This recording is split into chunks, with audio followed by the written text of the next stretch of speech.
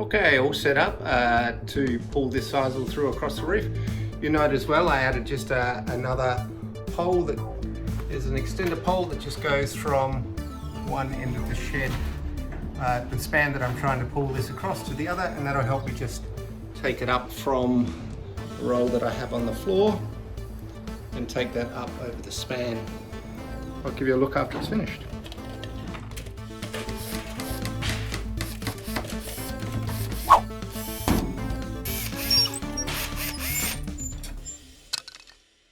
Now, aside from actually losing them, the neodymium magnets are actually working really well, exactly how I hoped. Okay, so these little button magnets, around about a centimetre across, are pinning up the weight of the sarking, and the interesting thing is they just stay up even as I pull the sarking to be able to pull it tight. The distance from the steel, they're close enough to hold themselves there, and let me slide along and straighten it out. Perfect.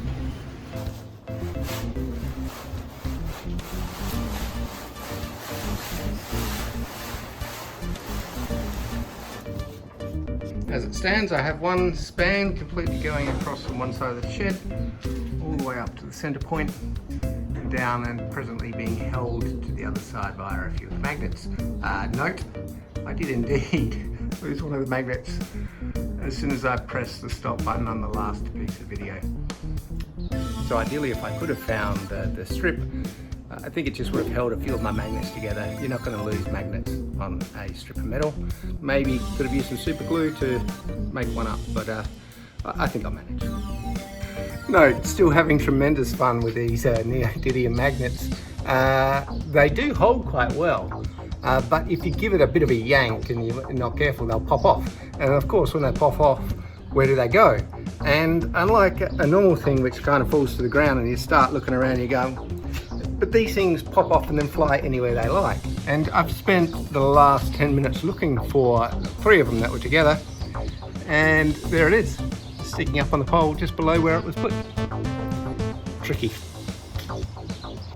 Alrighty, first strip up across the roof.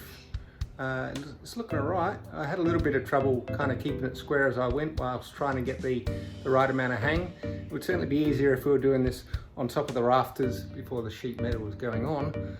So if you plan on everlining a shed, which is probably in Australian climate not a bad thing to do, certainly put this stuff on before you put the sheet metal on.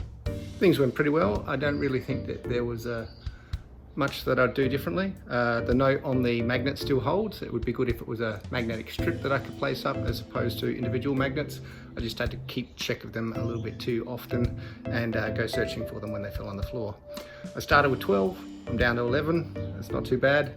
The first one that I lost was in the first 5 minutes, so my technique must be getting a bit better. Overall, pretty pleased. Now I've got to get on with the second strip, and the second strip, of course, as you can see behind me, needs to go past this piece of steel. So I have to think about that a little bit. Pretty sure I'm going to do it in 2 pieces. I think it'll be too problematic to try and cut one down the middle as I roll it through. Just can't see how that could be possible. All right, gonna have a quick lunch break and come back to start again. Gotta be quick on this one. To try and cut this down the middle so that I can wrap it around the poles, I've needed to draw a string line out and the length that I need, and I'm going to cut it down the middle. It's just starting to rain, which is why this is a short one. Okay, still raining.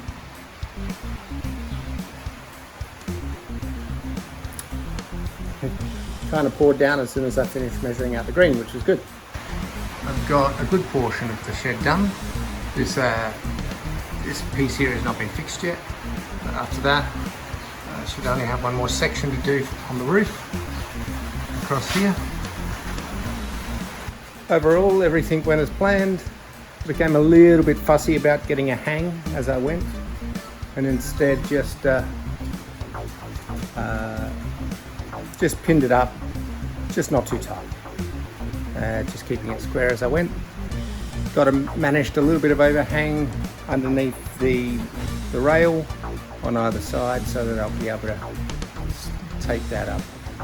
As for getting that overlap, I found that one of the best ways to do it is to just cut with a pair of scissors across a triangle like this, and that enabled me to get quite a nice triangle on the other side, and I was just be able to pin that, which keeps it tight and will help me do the taping.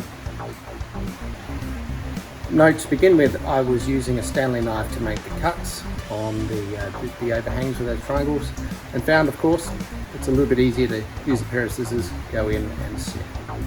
Just a little tip.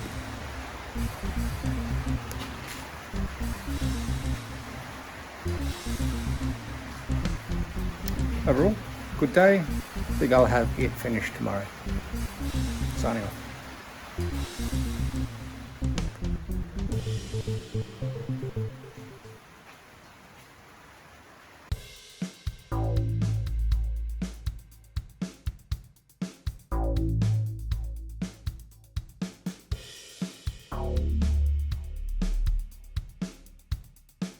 You.